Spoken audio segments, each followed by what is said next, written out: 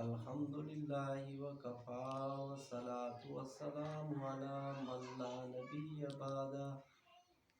اما بعد فاعوذ باللہ من الشیطان الرجیم بسم اللہ الرحمن الرحیم۔ السلام علیکم ناظرین، بڑے عرصے کے بعد آپ حضرات سے ہم کلام ہونے کا موقع ملا، تو یہ رمضان المبارک کا مقدس مہینہ ہے، تو اس میں چند ایک واقعہ بیان کر کے اجازت چاہوں گا۔ ایک مرتبہ پیغمبر علیہ الصلاۃ والسلام نے منبر کی پہلی سیڑھی پہ قدم رکھا تو فرمایا آمین۔ جب منبر کی دوسری سیڑھی پہ قدم رکھا تو فرمایا آمین۔ جب منبر کی تیسری سیڑھی پہ قدم رکھا تو فرمایا آمین۔ صحابہ اکرام نے اپنے قائد راہبر رہنما کو جب خلاف معمول عمل کرتے ہوئے دیکھا تو پوچھا، اللہ کے نبی،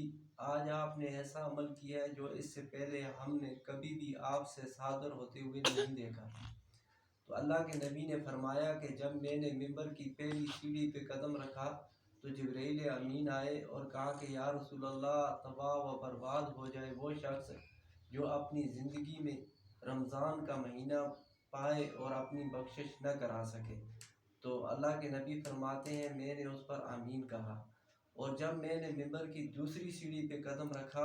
پھر جب جبرائیل امین آئے اور فرمایا کہ ہلاک و برباد ہو جائے وہ شخص جو اپنی زندگی میں اپنے والدین کو، بوڑھے والدین کو پائے اور ان کی خدمت کر کے اپنی بخشش نہ کرا سکے۔ اللہ کے نبی فرماتے ہیں اس پر بھی میں نے آمین کہا، اور فرمایا کہ جب منبر کی تیسری سیڑھی پہ قدم رکھا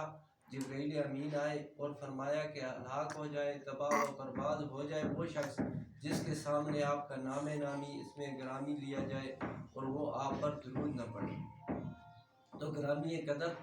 تو جس طرح یہ آپ کو معلوم ہے کہ جو ہے بدعا کرنے والا جو ہے وہ فرشتوں کا سردار ہے اور امین کہنے والا انبیاء کا سردار ہے، تو ہمارا یقین، ایمان، عقیدہ ہے کہ اس بدعا میں کسی کی بدعا کی قبولیت میں کسی قسم کا شک اور تردد کی گنجائش نہیں ہے۔ تو جیسا کہ رمضان کا یہ مقدس مہینہ جاری ہے، اگر کسی جگہ ہم سے کوئی کمی کوتاہی ہو رہی ہے تراویح پڑھنے میں، قرآن پاک پڑھنے میں، صدقہ خیرات کرنے میں،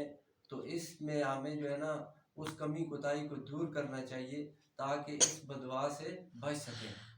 اللہ تعالیٰ سے دعا ہے کہ اللہ تبارک و تعالیٰ ہمیں رمضان